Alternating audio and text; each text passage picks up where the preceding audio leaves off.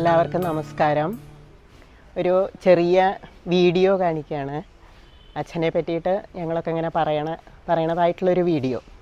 അച്ഛൻ്റെ ആദ്യത്തെ കാലം ആദ്യത്തെ ഒരു 30-32 വയസ്സ് വരെ വെല്ലില്ലത്തായിരുന്നു. അപ്പം ഞങ്ങൾ വെല്ലില്ലത്തേക്ക് പോയായിരുന്നു. ഏട്ടന്മാരൊക്കെ പറയുന്നുണ്ട്, അച്ഛനെ പറ്റി പറയുന്നുണ്ട്. അതിനുശേഷം അച്ഛൻ മായന്നൂർ വന്നു. അവിടെയും 10-20 എനിക്ക് 2 വയസ്സായപ്പോഴാണ് വെല്ലില്ലത്തുനിന്ന് വന്നത്. പിന്നെ എൻ്റെ വിവാഹം 20 വയസ്സായപ്പോഴാണ് മായന്നൂരിൽ നിന്ന് പിന്നെ അച്ഛൻ ഷിഫ്റ്റ് ചെയ്ത് എൻ്റെ വിവാഹം കഴിഞ്ഞിട്ടാണ് ഒറ്റപ്പാലത്തെത്തിയത്. അപ്പം മായന്നൂർ പോയിട്ടും ഞങ്ങൾ ഷൂട്ട് ചെയ്തു. അത് കഴിഞ്ഞ് പിന്നെ ഒറ്റപ്പാലത്തായിരുന്നു കോവിഡ് വരെ. അപ്പോൾ അവിടുന്നും ഷൂട്ട് ചെയ്തിട്ടുണ്ട്. കോവിഡിന് ശേഷം അച്ഛനും അമ്മയും ഇപ്പം ഞങ്ങളുടെ ഒപ്പമാണ്. അപ്പോൾ എൻ്റെ വീട്ടിലും ഇവിടെയും വെച്ചിട്ടും ഷൂട്ട് ചെയ്തിട്ടുണ്ട്. അപ്പോൾ ഇതിലിപ്പോൾ വെളിയിലെത്തുന്ന ഏട്ടന്മാരും ഞങ്ങളും ഞങ്ങളുടെ കുട്ടികളും മായന്നൂരിൽ നിന്ന് ഗോപിയും ഈ വീഡിയോയിൽ പറയുന്നുണ്ട്. അപ്പോൾ ഇത് ചെറിയൊരു ഉപഹാരം പോലെ അച്ഛന് എല്ലാ പിറന്നാൾ ആശംസകളും നേരുന്നു.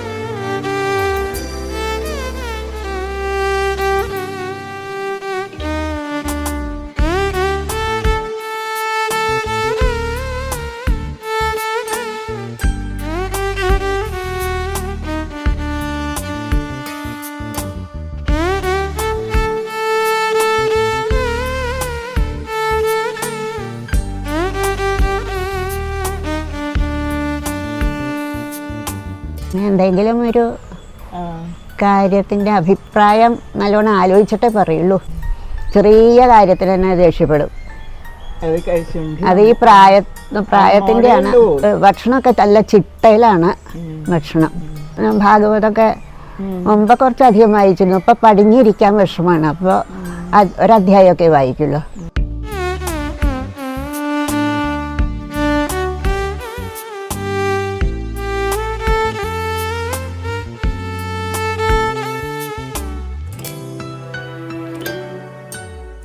ആദ്യത്തെ ഓർമ്മ എന്ന് വെച്ച് കഴിഞ്ഞാൽ ഇപ്പോൾ വെളിച്ചാകുമ്പോഴേട്ട് കുളിക്കുക. കുളി കഴിഞ്ഞാൽ അടുക്കളയിൽ വന്നിട്ട് മാല ചൂടുക, ഭസ്മം കുറിയിടുക. അത് കഴിഞ്ഞാൽ ഇങ്ങനെ വന്ന് ഇവിടെ വന്ന് വാതിൽ തുറക്കുമ്പോഴത്തേക്കും എണ്ണൂലി ഇങ്ങാപ്പുറം ഇവിടെ വയ്ത്തിട്ടുണ്ടാവും. എന്നിട്ട് പിന്നെ അമ്പലത്തേക്ക് പോവുക. അപ്പോൾ എടുത്തുകൊണ്ട് പോകും. എന്നിട്ട് കാവിലെ, അത് കഴിഞ്ഞാൽ കുഴിയെല്ലാം തൊഴണം. കുഴിയെല്ലാം തൊഴണം. കഴിഞ്ഞ് വന്നു കഴിഞ്ഞാൽ ഇവിടെ വടക്കേ ഇറയത്ത് നമസ്കരിക്കുക. ഗണപതിക്ക് നമസ്കാരം. വടക്കേ ഇറയത്താണ്. ഗണപതിക്ക് നമസ്കാരം, സരസ്വതിക്ക് നമസ്കാരം, ഗുരുവിന് നമസ്കാരം, വേദവ്യാസന് നമസ്കാരം, ദക്ഷിണാമൂർത്തിക്ക് നമസ്കാരം. ദക്ഷിണാമൂർത്തിക്ക് 12 നമസ്കരിക്കണം. പിന്നെ ആദിത്യന് നമസ്കാരം 12. പിന്നെ ഗുരുവായൂരപ്പന് 12. പിന്നെ ഈശ്വരന്മാർക്ക് എല്ലാവർക്കും നമസ്കാരം. പിന്നെ കാരണന്മാർക്ക് എല്ലാവർക്കും നമസ്കാരം. അങ്ങനെ അച്ഛന് നമസ്കാരം, അമ്മയ്ക്ക് നമസ്കാരം. അച്ഛന് നമസ്കാരം, അമ്മയ്ക്ക് നമസ്കാരം. അപ്പോൾ അവിടെ കവിളിക്കാനൊന്നും പറ്റില്ല. അച്ഛനവിടെ ഇരിക്കണ്ടാവും. കൈതക്കാട്ട് പോയി തൊഴുത് വന്നു കഴിഞ്ഞാൽ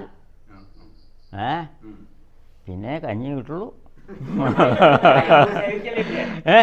വയമ്പ് സേവിക്കണ്ട. അത് കിട്ടും. ആ വയമ്പ് ജപിച്ച് സേവിക്കുകയാണല്ലോ. സ്വാതന്ത്ര്യം കിട്ടുന്നതിൻ്റെ മുമ്പേ ഞാൻ തൃപ്പൂണിത്തുറ പോയിട്ടുണ്ട്. തൃപ്പൂണിത്തുറ ഹിൽ പാലസിൽ. അത് കുറേശ്ശെ ഓർമ്മയുണ്ട്. അവിടെയുള്ള ചില അത്ഭുതങ്ങളൊക്കെ ഉണ്ട്. ഒരു കുഴലിൽ കൂടെ വെള്ളം അങ്ങനെ വരണു, ഇങ്ങനെ തിരിച്ചാൽ മതി. അവിടെ ഇങ്ങനെ കുറേ ഇറങ്ങിപ്പോയി ഒരു ചെറിയ കുളം. ആ കുളത്തിലാണ് രാജാവ് കുളിക്കുക. എന്നിട്ട് കുറച്ചങ്ങോട്ട് കയറി കഴിഞ്ഞാൽ ഒരു ടാപ്പൊക്കെ ഇപ്പോഴത്തെ ഭാഷയിൽ പറയാം. എന്നിട്ട് തിരിച്ച് ആ വെള്ളമൊക്കെ വരും, അതിൻ്റെ ചുവട്ടിലൊരു കൊട്ടത്തോളം. അപ്പോൾ എന്തിനാണെന്ന് വെച്ചല്ല. എന്നിട്ട് അപ്പോൾ ഈ മേടങ്ങാല എന്ന് പറഞ്ഞൊരു നമ്പൂരി, ഒപ്പം ഗൈഡ്, പിന്നെ കുഞ്ഞപ്പൻ, ഏട്ടൻ, ശങ്കരൻ നമ്പൂരി, പട്ടവൻ നമ്പൂരി. അപ്പോൾ അദ്ദേഹം തിരിച്ച് വെള്ളമൊക്കെ വീട്ടി, ഇതൊക്കെ എന്താ ഇങ്ങനെ എന്നൊക്കെ ചോദിച്ചാൽ കുഞ്ഞപ്പനെ അതൊക്കെ തുടച്ച് വൃത്തിയാക്കി വെച്ചെങ്കിൽ അവർ വന്ന് തുടച്ചോളും, ആരുമില്ല. പിന്നെ അന്ന് കൊച്ചി കാറ് കഴുകണമുണ്ട്. പൈപ്പിൽ വെള്ളം ഇങ്ങനെ ആക്കിയിട്ട്, അതൊക്കെ അത്ഭുതമാണ്. പൈപ്പ് ഇങ്ങനെ വെള്ളമാക്കിയിട്ട് കഴുകുക. വാതിലങ്ങോട്ട് തുറന്നാൽ വിളക്കാണ്ട് കത്തുകയും എന്താ പുറത്തവിടെ ആ പോർട്ടിക്കോന്നോ കാറ് വന്ന് നിൽക്കുന്ന സ്ഥലത്തിൻ്റെ അവിടെ നിന്നിട്ടേ എന്തൊക്കെയോ പറഞ്ഞുകൊണ്ടിരിക്കുക, എന്തൊക്കെയാണെന്ന് വെച്ചില്ല. ഞാൻ അപ്പോഴാണ് ഒരു കാറ് വലിയ സ്പീഡിൽ ഇങ്ങനെ വരിക. അപ്പോൾ എന്തെന്നില്ലാണ്ട് ഇപ്പം റോഡിൽ ആരും ഇല്ലല്ലോ, അവർ ഈ കുന്നം പാലസിൻ്റെ ഉള്ളിലല്ലേ. പിന്നെയാണ് അത് അവിടെ വന്നു പെട്ടെന്ന് ബ്രേക്ക് ഇട്ടു. പിന്നെയാണ് അവർ തമ്മിൽ പറഞ്ഞു കേട്ടതാണ് കൊച്ചി രാജാവിനുള്ള പേപ്പർ കൊണ്ടുവരികയാണ്, ന്യൂസ് പേപ്പർ. വിമാനത്തിൽ ന്യൂസ് പേപ്പർ വരികയാണ്, ഹിന്ദു. അത് വിമാനം ഇറങ്ങിയാൽ ഉടനെ കാറിൽ ഇവിടെ എത്തിക്കണം. അദ്ദേഹം അങ്ങനെ നോക്കിയിരിക്കുകയാണ് പേപ്പർ വായിക്കാൻ. പരിഭ്രമിച്ച് ഇങ്ങനെ ഓന്യം കഴിഞ്ഞപ്പോഴത്തേക്കും അത് താമസിക്കാണ്ട് പുറത്തേക്ക് പോന്നു. അതിന് പ്രായത്തിന് വ്യത്യാസം ഉണ്ടാവുമേ. എനിക്ക് 10 വയസ്സായി ഓനിച്ചപ്പോളേ ഓന്യം കഴിഞ്ഞപ്പോൾ അങ്ങോട്ട് പോന്നു. എന്നിട്ട് ആദ്യത്തെ ദിവസം സാധാരണ കിടക്കയൊക്കെ ഇട്ട് അങ്ങനെ കിടക്കുന്നുണ്ട്. അച്ഛൻ അവിടെ ഒന്ന് നോക്കി. പിറ്റേ ദിവസം കിടക്ക ഇല്ല, മാഞ്ചക്കോസറ്റേ ഉള്ളൂ, കിടക്കൽ പാടില്ല. അച്ഛൻ 3 കൊല്ലം ഗുരുവായൂരുണ്ടായില്ലോ. അപ്പോൾ ആ 3 കൊല്ലവും അച്ഛൻ്റെ പിറന്നാൾ ഗുരുവായൂരായിരുന്നു. അപ്പോൾ ആദ്യത്തെ കൊല്ലാ തോന്നുന്നു, ആ പിറന്നാളിൻ്റെ തലേ ദിവസം കൂടെ ഞാൻ മുടക്കായി. അപ്പോൾ എന്നിട്ട് ഞാനിങ്ങനെ അമ്മയുടെ അടുത്ത് ചെന്ന് പോയി. അപ്പോൾ കുറച്ച് പേരൊക്കെ വരും, ഒരു 20-22 പേരൊക്കെ ഉണ്ട്. അവർ പിറന്നാളിന് വരും. ഗുരുവായൂർ തൊട്ടടുത്ത വീട്, തെക്കേനടയിലെ വീട്. അപ്പോൾ അമ്മ പറഞ്ഞു, അപ്പോൾ ഇവർ ആരോ 1-2 പേര്, ബിന്ദു ഇപ്പം തന്നെ പാലക്കാട്ടേക്ക് പോകണം എന്ന് പറഞ്ഞു. ചമ്പലത്തിൻ്റെ തൊട്ടടുത്താണ് വീട്, ഇപ്പം തന്നെ പാലക്കാട്. അപ്പോൾ എനിക്കിങ്ങനെ ശുണ്ഠിയും വിഷമവും ഒക്കെ. എൻ്റെ വീട്ടിൽ വെച്ചിട്ട് അച്ഛൻ്റെ പിറന്നാൾ കുറേ പേര്, ഞങ്ങൾ 3 പേരും മാത്രമല്ല, വേറെയും കുറേ പേര് വരും. അപ്പം ഞാനവിടെ ഇല്ല. അപ്പോൾ എനിക്ക് വിഷമമായി. എന്നിട്ട് ഞാൻ ആ ഹാളിൽ ഇങ്ങനെ അങ്ങടും നടന്നു. അപ്പോൾ അച്ഛൻ ഈ 4:30 സീനിയർ സിറ്റിസൺ തൊഴുതിട്ട് അകലേന്ന് വരണത് കാണാണ്ട. ഞാൻ വേഗം സ്റ്റെപ്പ് ഓടി ഇറങ്ങി ഗേറ്റിൻ്റെ അവിടെ ചെന്നിട്ട്, അപ്പോഴേക്കും അച്ഛൻ ഗേറ്റിൻ്റെ അവിടെ എത്തി. അപ്പോൾ ഞാൻ പറഞ്ഞു ഞാനിങ്ങനെ മുടക്കായി പോകണം. അപ്പോൾ അച്ഛൻ ഉടനെ അതിനെന്താ അമ്പലത്തിൽ പോണവർ കുളിച്ച് അങ്ങനെ ഞങ്ങളുടെ അമ്പലത്തിലേക്ക് പോവുക. അപ്പോൾ എനിക്ക് നല്ല സമാധാനമായി. അങ്ങനെ അച്ഛൻ്റെ ശുദ്ധം എന്ന് പറഞ്ഞാൽ അങ്ങനെ ഒരു ഭള്ളം അങ്ങനെയൊന്നുമില്ല, കറക്റ്റാണ്. അച്ഛൻ്റെ സ്വഭാവം എങ്ങനെയാ വെച്ചാൽ വളരെ ട്രഡീഷണൽ ആയിട്ടുള്ള കാര്യങ്ങളൊക്കെ ഫോളോ ചെയ്യുന്ന ആളാണ്. പക്ഷെ എന്നാലും ചില കാര്യങ്ങളിൽ ആ ട്രഡീഷൻസൊക്കെ ബ്രേക്ക് ചെയ്യും. ഇപ്പോൾ ഉദാഹരണം പറയാച്ചാൽ ടെക്നോളജി അങ്ങനെയൊക്കെ അല്ലേ, അതിനൊക്കെ വളരെ താല്പര്യമാണ്. ഇപ്പോൾ ഉദാഹരണം പറയാച്ചാൽ ഈ EV കാർ വന്നപ്പോൾ അതിന് വലിയൊരു താല്പര്യം കാണിച്ചിട്ട് അതിൽ യാത്ര ചെയ്യലും അതിൻ്റെ മെക്കാനിസം ഓരോന്ന് ചോദിച്ച് മനസ്സിലാക്കി. അപ്പോൾ അതിനൊക്കെ വലിയൊരു സപ്പോർട്ടായിരുന്നു. അതേപോലെ നമ്മളിവിടെ സോളാർ വെക്കണമെന്ന് തീരുമാനിച്ചപ്പോഴും അച്ഛൻ വണ്ടിയൊരു അതിനോട് താല്പര്യം കാണിച്ചു. അതിനെപ്പറ്റിയൊക്കെ സ്റ്റഡി ചെയ്ത് പുതിയ കാര്യങ്ങൾ എന്ത് ടെക്നോളജിയിൽ പുതുതായി വന്നാലും പഠിച്ചതും ഫിസിക്സാണ്, അത് ഇന്നും അപ്ലൈ ചെയ്യുന്നുണ്ടെന്നുള്ളതാണ് രസമായിട്ടുള്ള കാര്യം. മുത്തശ്ശൻ എന്ന് പറഞ്ഞാൽ എപ്പോഴും വളരെ പോസിറ്റീവാണ്. പിന്നെ എല്ലാവരോടും വളരെ സ്നേഹമാണ്. അത് വെച്ചാൽ അങ്ങനെ കാണിക്കുന്നത് വെച്ചാൽ അങ്ങനെ ഒന്ന് കെട്ടിപ്പിടിക്കുക അങ്ങനെയാവില്ല, പക്ഷേ നല്ല സ്നേഹമാണ്. എന്താ അധികം സംസാരിക്കണമെന്നും ഉണ്ടാവില്ല, പക്ഷെ എല്ലാം അറിയും. മുത്തശ്ശൻ്റെ ജനറേഷനിലുള്ള ഒരാൾ എന്ന് പറഞ്ഞാൽ നമ്മൾ എക്സ്പെക്റ്റ് ചെയ്യണ പോലെയൊന്നും അല്ല ഉണ്ടാവുക മുത്തശ്ശൻ. വെച്ചാൽ ഇപ്പോൾ അന്ന് തന്നെ സ്റ്റോക്ക് മാർക്കറ്റിൽ ഇൻവെസ്റ്റ് ചെയ്തു. എന്താ അത് ഇപ്പോഴും കണ്ടിന്യൂ ചെയ്യുന്നുണ്ട്. ഇപ്പോഴും നല്ല ഇൻട്രസ്റ്റോടെ അതൊക്കെ നോക്കും. മുമ്പ് എല്ലാ ദിവസവും എന്താ 6 മണിയെ CNBC വെച്ചിട്ട് എന്തായി എന്നൊക്കെ നോക്കണതൊക്കെ അതുവരെ ഞങ്ങൾ TV കാണുകയാവും. പക്ഷെ ആ ഒരു സമയം മാത്രം മുത്തശ്ശന് വേണമെന്ന് പറഞ്ഞിട്ട് ഇരുന്ന് നോക്കുന്നുണ്ടായിരുന്നു. അപ്പോൾ ഒന്നും ഇതെന്താണെന്നും അറിയില്ല, പക്ഷേ മുത്തശ്ശന് അത് വളരെ കാര്യമായിട്ട് ചെയ്യുന്നുണ്ടായിരുന്നു. ഈ ടെക്നോളജിയുടെ കാര്യമൊക്കെ പറഞ്ഞു വെച്ചപ്പോൾ മുത്തശ്ശൻ എല്ലാത്തിലും അപ് ടു ഡേറ്റ് ആണ്. ഈ ടാബ്ലറ്റും ഫോണും ഒക്കെ മുത്തശ്ശൻ ആദ്യം തന്നെ വാങ്ങി, പിന്നെ എല്ലാം ഉപയോഗിക്കാൻ പഠിക്കും. അപ്പോൾ എഴുതി വെക്കുകയൊക്കെ ചെയ്യും മറക്കാണ്ടിരിക്കാൻ വെച്ചാൽ. അതിൻ്റെ ഓപ്പറേഷനൊക്കെ ചോദിച്ച് മനസ്സിലാക്കി സ്റ്റെപ്പ് ബൈ സ്റ്റെപ്പ് ആദ്യം അൺലോക്ക് ചെയ്യുക, പാസ്വേഡ് തൊട്ടിട്ട് എല്ലാം എഴുതി വെച്ച് അത് മുഴുവൻ പഠിക്കും, ഒന്നും വിടില്ല. അപ്പോൾ അതൊക്കെ വലിയ ഇൻട്രസ്റ്റ് ആണ്. അപ്പനെ പറ്റി പറഞ്ഞു തുടങ്ങുകയെന്ന് പറഞ്ഞാൽ എവിടെയാണ് തുടങ്ങേണ്ടതെന്ന് വെച്ചല്ല. കുട്ടിക്കാലത്ത് ശരിക്കും പറഞ്ഞാൽ അപ്പനോടുണ്ടായിരുന്ന അടുപ്പമെന്ന് പറഞ്ഞാൽ അതൊരു എന്തെന്നില്ലാത്ത സ്നേഹത്തിൻ്റെ അടുപ്പല്ല. എനിക്ക് തോന്നിയിട്ടുള്ളത് ഒരു അത്ഭുതത്തിൻ്റെ ഒരു അടുപ്പായിട്ടാണ് തോന്നിയിട്ടുള്ളത്. ഒരിക്കൽ അപ്പൻ എന്നെ ഒരു സാധനം പഠിപ്പിച്ചു തന്നു. മറ്റൊന്നുമല്ല, അന്ന് ഈ പറഞ്ഞ മാതിരി നമ്പൂതിരിമാരുടെ ഒരു ഇതായിട്ടുള്ള സമാവർത്തനമൊക്കെ കഴിയുക ഒരു 12 വയസ്സ് ആ കാലത്താണ്. ആ കാലത്ത് അപ്പൻ ഈ കാറിൻ്റെ എൻജിൻ്റെ പ്രവർത്തനത്തിനെ പറ്റിയിട്ട് ഇന്നും അതിനെ പറ്റിയിട്ടുള്ള ഓർക്കുമ്പോൾ ഞാനിത് സൂചിപ്പിക്കുന്നത് എന്താണെന്ന് വെച്ച് കഴിഞ്ഞാൽ അതിൻ്റെ പിസ്റ്റൺ അതുപോലെ തന്നെ പ്ലഗ് അതിനെയൊക്കെ പറ്റിയിട്ട് വിവരിച്ചുകൊണ്ട് അതെങ്ങനെയാണ് കറങ്ങണത് എന്നുള്ള വിവരം അപ്പൻ എന്നെ പഠിപ്പിച്ചു തന്നു.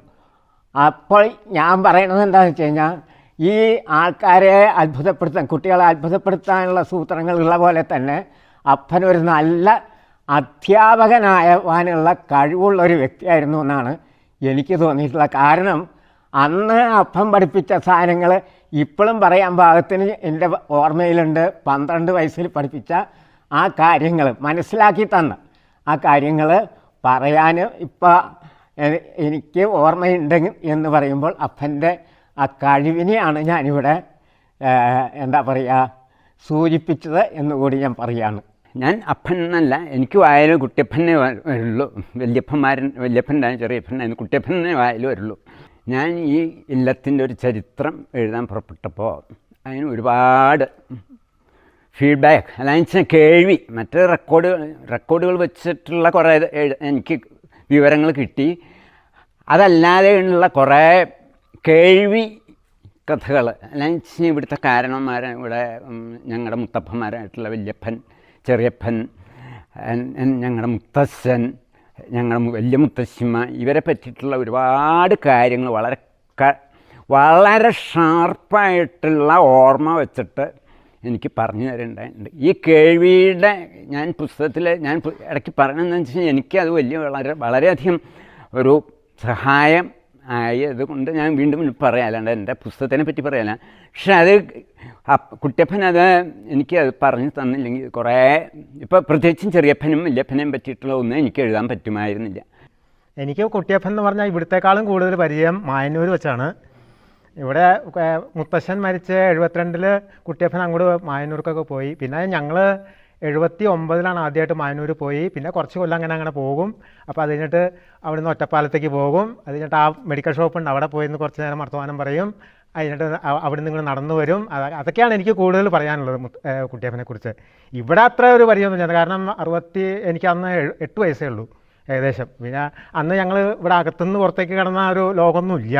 അപ്പോൾ അത് കാരണം അപ്പനെക്കുറിച്ച് അത്രയൊന്നും കൂടുതലില്ല. പക്ഷേ എനിക്ക് കൂടുതൽ മായന്നൂരെ കുറിച്ചാണ്, ആ സ്ഥലവും അതൊക്കെയാണ് എപ്പോഴും മനസ്സിലുള്ളത്. കുട്ടിയപ്പൻ കുറച്ച് നല്ല ഹ്യൂമർ സെൻസ് ഉള്ളൊരു വ്യക്തിയാണ്. അതിൻ്റെ ഒരു കാര്യം എന്ന് പറഞ്ഞാൽ ആളുകളെ അവരുടെ ചില എന്താ പറയുക മാനറിസമോ അല്ലെങ്കിൽ അവരുടെ ഇഷ്ടങ്ങളോ അല്ലെങ്കിൽ അതിനെ വെച്ചുകൊണ്ട് ചില ചെറിയ 2 വരികളൊക്കെ എഴുതും. ഇപ്പോൾ എന്നെ പറ്റി പലരെ പറ്റിയിട്ട് ഓരോരുത്തരെയും പറ്റി ഇവിടെ അങ്ങനെ എഴുതിയിട്ടുണ്ട്. അപ്പോൾ കുട്ടിക്കാലത്ത് ഇപ്പോഴും എനിക്ക് ഓർമ്മയുണ്ട് എന്നെ പറ്റി എഴുതിയേക്കണം. അപ്പോൾ കുട്ടിക്കാലത്ത് ഇപ്പോഴും എനിക്ക് ഏറ്റവും ഇഷ്ടമുള്ള ഒരു കാര്യമായിരുന്നു അട. അപ്പോൾ അന്ന് ഇവിടെ ബ്രഹ്മരാക്ഷസന് എപ്പോഴും അട വഴിപാട് പതിവുണ്ട്. അപ്പോൾ കുട്ടിയപ്പൻ ഞാനൊരു തവണ അമ്പലത്തിൽ നിന്ന് ഓടി വരുമ്പോൾ വീണ് കാല് പൊട്ടുണ്ടായി. എൻ്റെ 2 മുട്ടുമ്മേ നല്ല പൊട്ട് പോലെ തന്നെ ഉണ്ട്. അപ്പോൾ അതിനെ വെച്ചുകൊണ്ട് കുട്ടിയപ്പൻ ഒരു 2 വരി എഴുതിയിട്ടുണ്ട്. അപ്പോൾ അതൊന്ന് ഞാൻ ഇപ്പോഴും ഓർത്ത് ഞാൻ പറയാം. അട കൊതിയൻ കൃഷ്ണൻകുട്ടി മുട്ടുമ്മ പൊട്ടു കുത്തി എന്ന് പറഞ്ഞുകൊണ്ട് കുട്ടിയപ്പോൾ ഒരു 2 വരി എഴുതി. അങ്ങനെ ഓരോരുത്തരെയും പറ്റിയൊക്കെ എഴുതിയിട്ടുണ്ട്. അപ്പോൾ എനിക്ക് എൻ്റെ പറ്റി എഴുതിയേക്കണമല്ലേ എനിക്ക് പറയാൻ പറ്റുള്ളൂ. ആദ്യം പറയേണ്ടത് മുത്തശ്ശൻ്റെ ആ ഒരു പോസിറ്റിവിറ്റിയാണ്.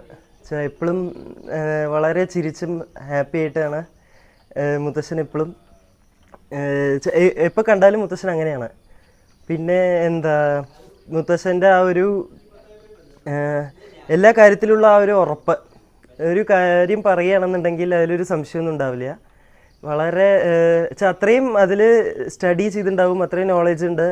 അതിലൊരു വേറൊരു ഒന്നും പറയാനില്ല, ആർക്കും ഒന്നും പറയാനും പറ്റില്ല. മുത്തശ്ശനാണ് ഫൈനൽ വേർഡ്, അത് കഴിഞ്ഞു. അപ്പോൾ അങ്ങനെയാണ്. പിന്നെ എന്താ മുത്തശ്ശന് ഇങ്ങനെ പല കഴിവുകളുമുണ്ട്.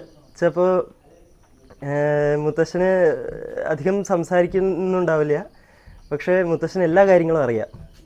ചുറ്റും നടക്കുന്ന കാര്യങ്ങളൊക്കെ എന്താ എല്ലാവർക്കും പറ്റി എന്തൊക്കെയാണ് എല്ലാവർക്കും വേണ്ടത്, അത് ആർക്കെങ്കിലും കിട്ടാണ്ടുണ്ടെങ്കിൽ, ഇപ്പോൾ എനിക്ക് എന്തെങ്കിലും കിട്ടാണ്ടുണ്ടെന്നുള്ളത് എനിക്ക് സങ്കടം ഉണ്ടാച്ചാൽ അത് മുത്തശ്ശനാണ് ആദ്യം മനസ്സിലാവുക. എന്നിട്ട് വേഗം അത് കൊടുക്കൂ എന്നൊക്കെ മുത്തശ്ശൻ പറയണത് തന്നെ ഞാൻ കേട്ടിട്ടുണ്ട്.